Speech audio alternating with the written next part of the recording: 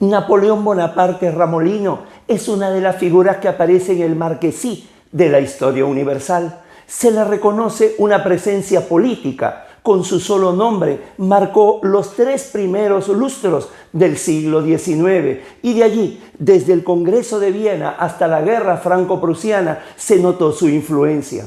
También se le reconoce una presencia en el ámbito militar. Conforma la trinidad militar de la historia universal al lado de Julio César y de Alejandro Magno. Y por último, también se le reconoce un aporte jurídico a través de su del Código Civil francés de 1804, que en 1807 va a tomar el nombre de Código Napoleónico. Sin embargo, no se le encuentra generalmente el punto de tangencia entre lo que viene a ser la figura de Napoleón Bonaparte y el derecho constitucional. Y es una relación muy importante. Hay una influencia que muchas veces ha pasado inadvertida. De ello hablaremos el día de hoy. Soy Guido Aguilar Grados y les presento una nueva entrega de Tribuna Constitucional, en su sección El Derecho en la Historia. Napoleón Bonaparte y el Derecho Constitucional. Sean todos bienvenidos.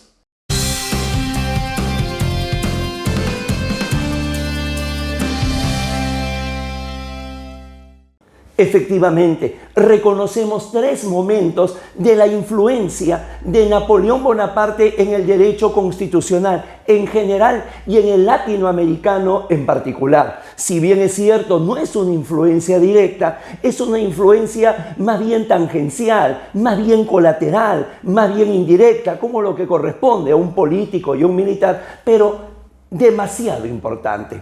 Veamos esos 3 momentos. El primero de ellos, el golpe de Estado del 18 de Brumario.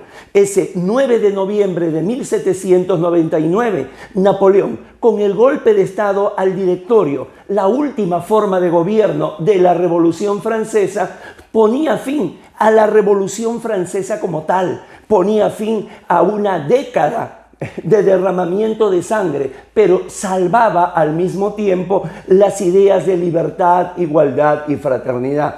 Esto es, cuando convierte el directorio en el consulado, del cual va a formar parte al lado de Ducos y al lado de Sieyès, las ideas que se habían ido desarrollando desde la época de Voltaire, de Montesquieu y de Rousseau se van a mantener intactas. Es decir, cuando corría el riesgo de caer la Revolución Francesa a manos de los otros países y con ello sepultar sus ideas, sus 18 batallas victoriosas consecutivas en Italia, por un lado, y por el otro lado, su campaña a Egipto, le dieron el crédito necesario para que al asumir el consulado tenga el respaldo popular.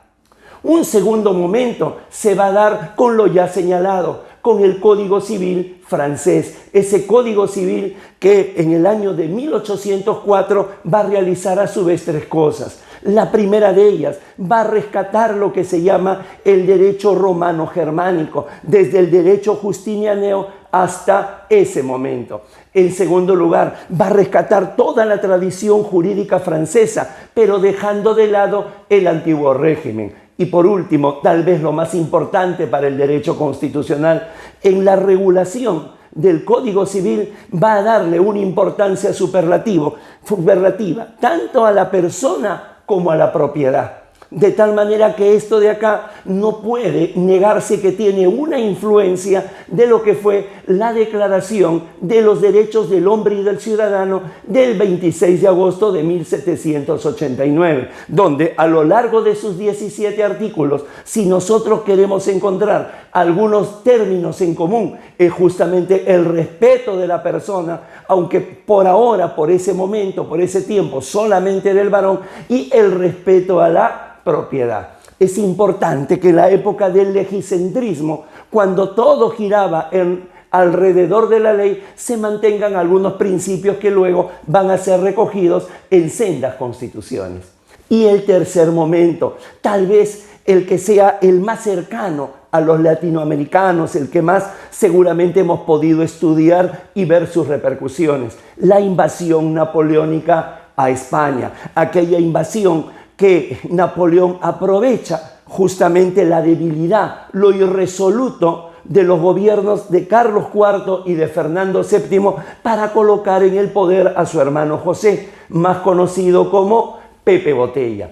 El mismo Napoleón Bonaparte va a pergeñar una suerte de constitución que, claro, no llega a serla y que se conoce bajo el nombre del Estatuto de Bayona del año de 1808, donde por primera vez se va a hablar de una división del poder en España, ejecutivo, legislativo, judicial, aunque eso era solamente el disfraz. Siempre el monarca va a tener presencia en los tres poderes.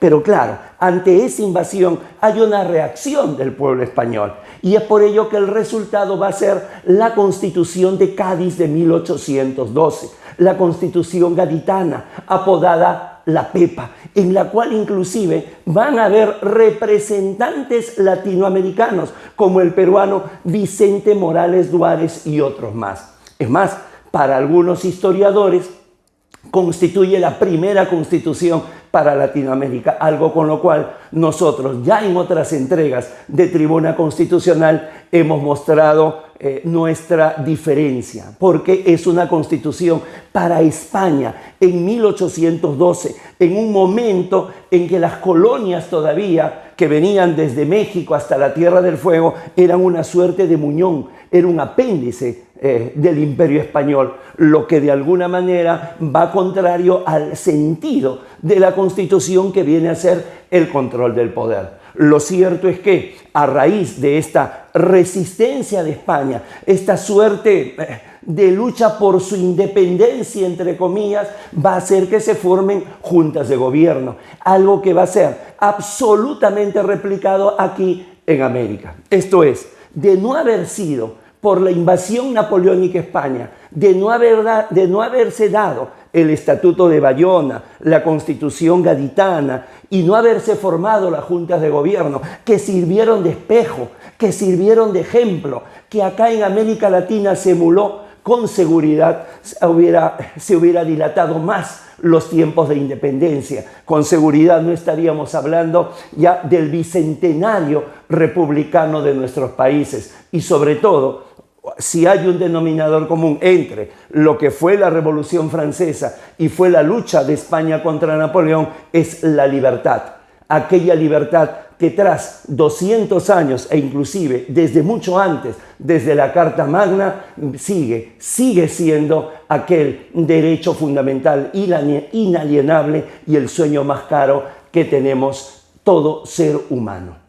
Nada más ha sido una nueva entrega de El Derecho en la Historia. Hemos visto la influencia indirecta pero importante de Napoleón Bonaparte, del Gran Corso, en el proceso del nacimiento del constitucionalismo latinoamericano. No olvide suscribirse, no olvide compartir, no olvide difundir. Que estos temas que se tocan aquí en Tribuna Constitucional puedan llegar a un mayor número de personas. Nuevamente, muchísimas gracias. Permiso.